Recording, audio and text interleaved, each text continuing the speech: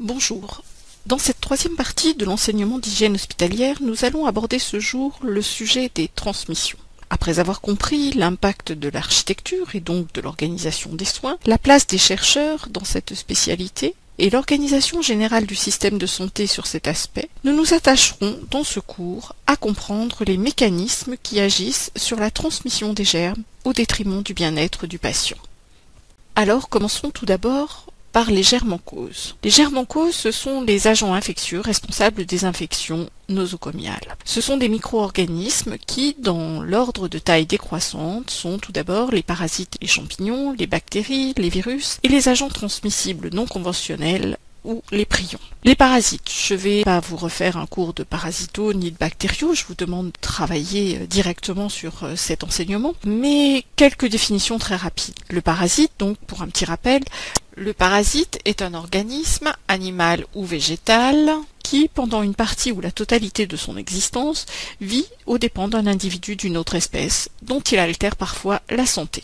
Ces parasites peuvent être des protozoaires, des vers, des insectes, des acariens. Les principaux protozoaires, les amibes et le toxoplasme, les principaux vers, oxyure, ténia, ascaris, les insectes, exemple le poux, les acariens, exemple la gale.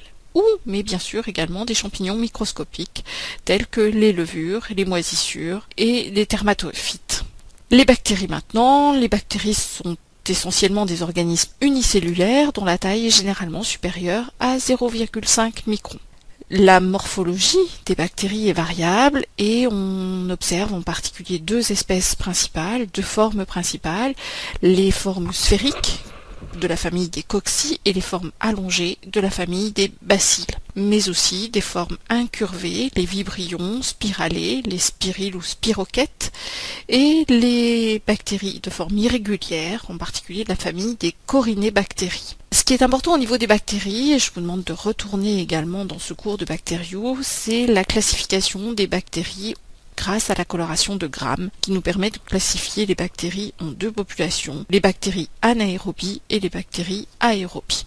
Au niveau des virus, maintenant, ce sont des microbes extrêmement petits, dont la taille est en moyenne entre 20 et 400 nanomètres.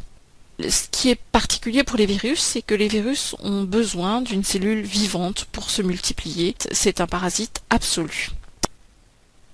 Le prion désigne un agent pathogène constitué de particules protéiques infectieuses exemptes d'acide nucléique. Ils sont également nommés agents transmissibles non conventionnels, à la différence des bactéries, virus et parasites. La difficulté actuelle réside dans leur capacité de résistance importante aux méthodes de dénaturation et de stérilisation. Ce qui nous importe aujourd'hui, c'est la constitution de la flore d'un individu. Qu'est-ce que la flore d'un individu? La flore d'un individu est définie par l'ensemble de micro-organismes présents chez un individu, lorsque l'individu est en bonne santé. Connaître la zone d'habitat préférentiel des micro-organismes chez l'individu sain et de surcroît chez l'individu malade est essentiel dans le cadre de la réalisation et de la rigueur de réalisation des soins auxquels vous allez participer très prochainement. Et les micro-organismes sont préférentiellement installés au niveau des zones de plis, que ce soit les aisselles, les plis sous-mammaires, le nombril, les mains, les sillons interdigitaux et les ongles, le périnée, les plis inguinaux et au niveau des pieds avec les sillons interdigitaux et les ongles de pied. Mais également, nous nous attacherons à l'hygiène des zones pileuses, les cheveux et la barbe, les aisselles, le pubis, mais également au niveau des muqueuses, du nez, de la bouche, de la muqueuse génitale et anale. Connaître du coup, je me répète, mais connaître du coup ces zones d'habitat préférentiel est essentiel pour la bonne réalisation des soins d'hygiène de base de l'individu. En termes d'hygiène hospitalière et pour pouvoir analyser les situations à risque infectieux ou comprendre le mécanisme de diffusion d'une infection nosocomiale, vous vous référerez au raisonnement que vous avez maintenant sous les yeux.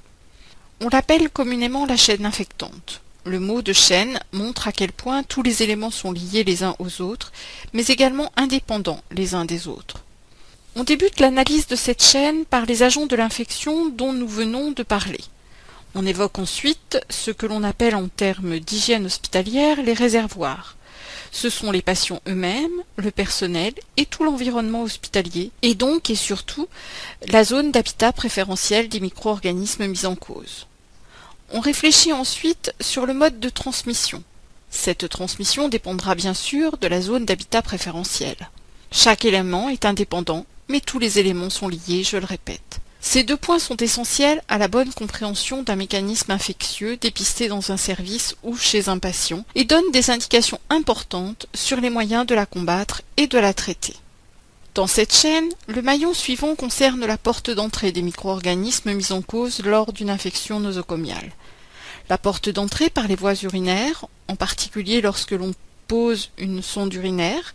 Je rappelle que les infections urinaires sont les plus fréquentes des infections nosocomiales. La porte d'entrée respiratoire, c'est l'exemple de l'épidémie de légionellose de l'hôpital Georges Pompidou. Les zones d'effraction cutanée lors d'une intervention chirurgicale, mais aussi les effractions cutanéo-muqueuses et les infestations par un germe infectant lors de la réalisation d'un soin. Arrêtons-nous maintenant sur les facteurs influençants. Le risque pour un patient de contracter une infection nosocomiale. On définira des risques liés aux malades. On sait en effet que les patients porteurs de maladies chroniques telles que le diabète ou de maladies aiguës, les patients en réanimation par exemple, mais aussi les patients présentant un état nutritionnel perturbé, je pense aux obèses ou aux personnes souffrant de dénutrition, sont fragiles vis-à-vis de leurs moyens de défense contre l'infection. L'âge du patient, inférieur à 1 an ou supérieur à 65 ans, fait également partie de ces risques liés aux malades. Le deuxième élément influençant le risque de contracter une infection réside dans la lourdeur et la complexité des gestes de soins à accomplir. On évoquera dans ce cas-là les interventions chirurgicales elles-mêmes par exemple. Mais on peut évoquer également à ce niveau l'insuffisance dans l'organisation de soins. C'est sur ce dernier point que des progrès importants ont été réalisés en réfléchissant à une organisation de soins dits individualisés par opposition aux soins en série tels qu'on pouvait les pratiquer il y a maintenant quelques années. Le dernier maillon de cette chaîne infectante est représenté par les moyens de défense de l'organisme. Les connaissances en immunologie nous sont à ce niveau-là indispensables. Reconnaître les manifestations de l'infection afin de les dépister précocement et de mettre en place sans tarder les moyens de la combattre doivent être connus de chacun de vous pour effectuer une surveillance efficace des patients dont vous aurez la charge. 3 mots sont à connaître: dolor, rubor, calor, pour ceux qui ont fait du latin. Et donc, la douleur sur une cicatrice par exemple, la présence d'une rougeur sur une suture, la chaleur, l'élévation de la température et l'apparition d'une fièvre chez un patient étant le premier signe recherché. La connaissance de cette chaîne infectante, vous l'aurez compris, est donc à parfaitement connaître. On distinguera 2 types d'infections nosocomiales, les infections endogènes d'une part et les infections exogènes d'autre part. 2 types d'infections pour 2 modes de transmission différents que nous allons détailler ensuite. L'infection endogène est appelée également auto-infection par définition de sa racine lexicale. On distinguera alors des infections primitivement ou secondairement endogènes. Ces dernières sont retrouvées chez des patients porteurs de micro-organismes pathogènes multirésistants acquis à l'occasion de séjours ou de soins antérieurement dispensés à l'hôpital. Tout commence chez un patient porteur d'une flore commensale. Une flore commensale ou également saprophyte, vous entendrez les 2 noms. La flore commensale est constituée par de nombreuses bactéries présentes sur la peau et les muqueuses d'un individu sain.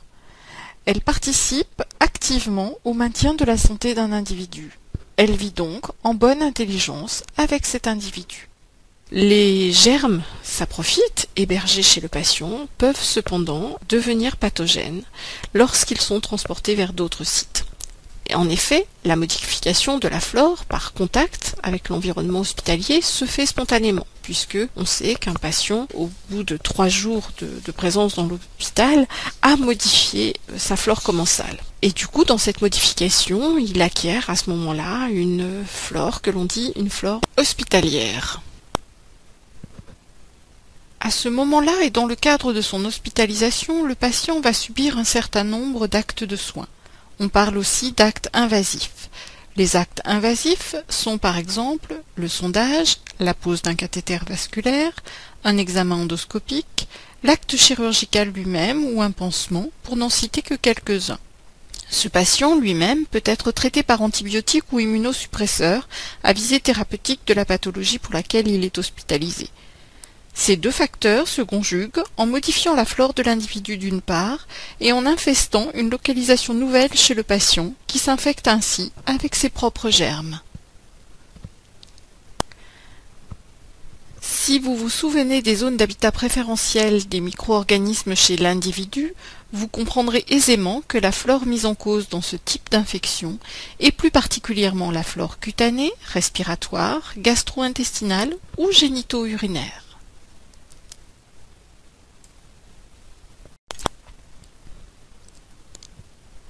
Après en avoir compris le mécanisme, il nous importe de réfléchir aux moyens de prévenir ce type de contamination.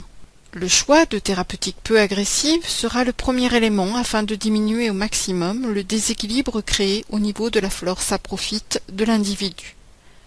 L'hygiène individuelle du patient sera de rigueur pour combattre la prolifération des micro-organismes. Rigueur dans la fréquence, dans l'exhaustivité, dans la technique de la toilette chez un individu dépendant.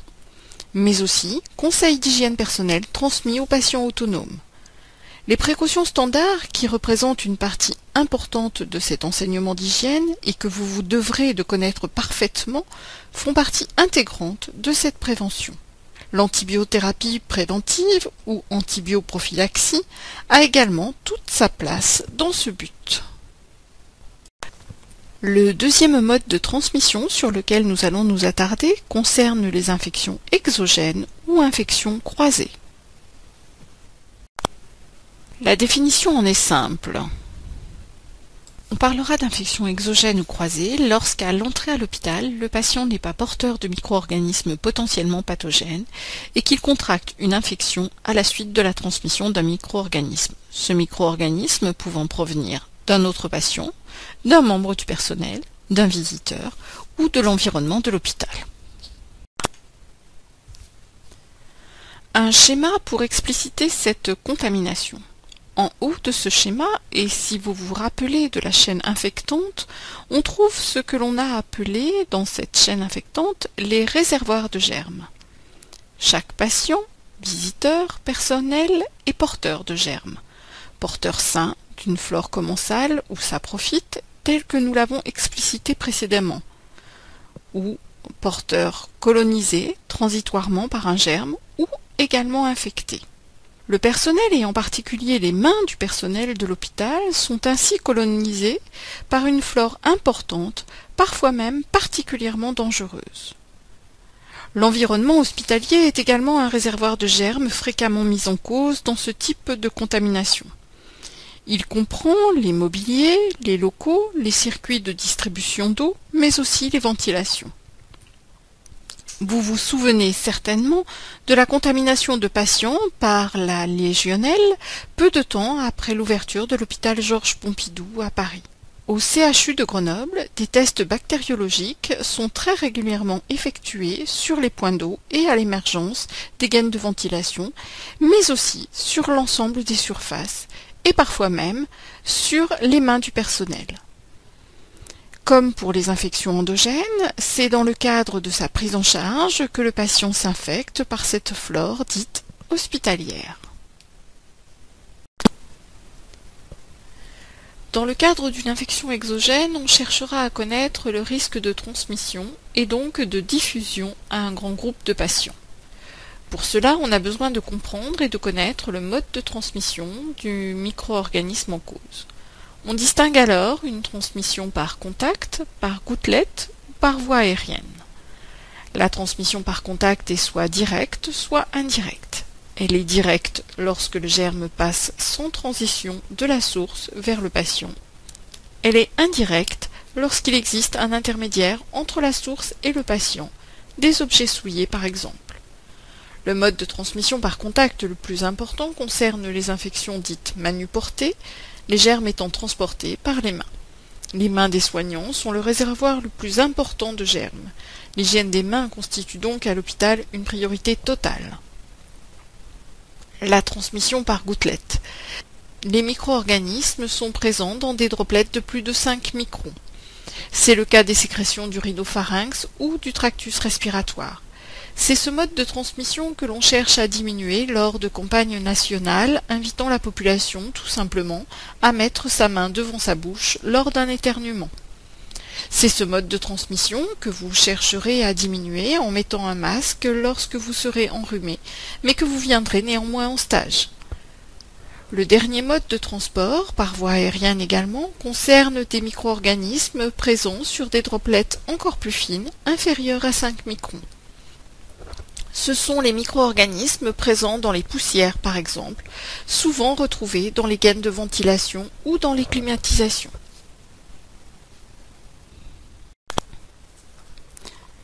La compréhension du mécanisme de contamination est essentielle pour envisager et structurer les moyens de la combattre. Les contaminations qui trouvent leur origine chez les patients eux-mêmes ou dans le personnel médical seront combattues par 4 types de mesures. Les précautions standards dont nous vous avons déjà parlé et que vous allez approfondir dans un cours spécifique. L'hygiène des mains, souvenez-vous du Dr Semmelweis, et devenez des professionnels rigoureux dans ce domaine à l'avenir. Les règles d'asepsie qui sont édictées dans les protocoles de soins ou d'actes invasifs, qui seront à respecter et à rechercher lors de chaque soin. L'isolement des patients infectés est parfois une mesure indispensable à la non-prolifération d'une infection. Bien en faire comprendre la nécessité à l'équipe soignante ou au patient lui-même ainsi qu'à sa famille est souvent une étape délicate mais pourtant fondamentale. Pour ce qui concerne l'environnement, j'évoquais précédemment les contrôles régulièrement effectués sur les points d'eau et sur les systèmes de ventilation. On trouve aussi, dans ce cadre, les procédures de désinfection, de nettoyage du matériel et des locaux. Pour exemple, le détartrage des robinets, pour exemple également le nettoyage à fond des mobiliers et des réserves, ainsi que la désinfection des dispositifs médicaux réutilisables. La bonne organisation des soins dans un service fait partie de cette attitude préventive. À votre niveau, la qualité d'organisation du soin que vous devrez effectuer, sa préparation et son anticipation vous aideront à diminuer d'autant le risque d'erreur et de faute d'hygiène lors de leur réalisation. Le dernier point concerne la réglementation des visites. En présence d'une infection, l'organisation des visites doit répondre à 5 questions. Qui ? Est-ce que les visites se limitent aux familles ou est-ce que les visites peuvent également comprendre les amis et les connaissances? Quoi, la visite donc? Quand? À quel moment dans la journée et combien de temps les visites sont-elles possibles pour ce patient par rapport au risque de transmission de l'infection? Où? Dans la chambre du patient elle-même ou en dehors de la chambre? Je pense là tout spécifiquement aux visites uniquement par interphone lorsque les patients sont isolés en chambre stérile. Comment? Le comment de l'organisation de ces visites. Il est important d'inviter les visiteurs à se laver les mains par exemple. Mais également la réflexion concernant le port de sarraux, les surchaussures, les calots, ces éléments-là au-dessus des vêtements de ville des visiteurs sont-ils indispensables ou pas? Charge.